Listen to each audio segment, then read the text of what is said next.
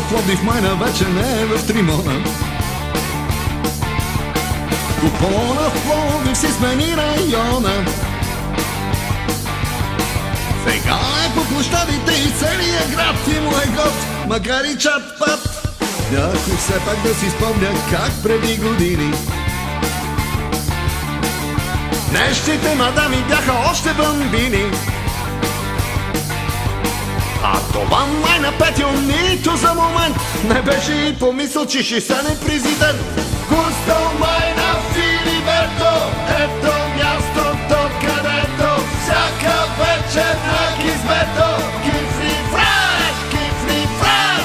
Густо май на Филиберто, ето мястото, където всяка вечер на Гизберто кифри фраш, кифри фраш. А какви музиканти в Пловдив са родени!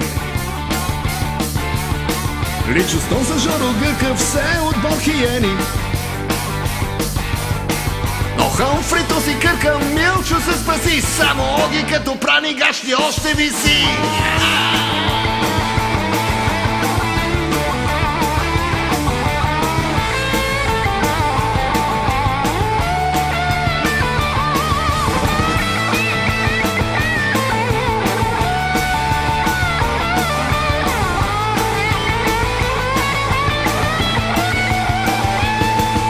За пловдивските кръчми също мога да разкажа.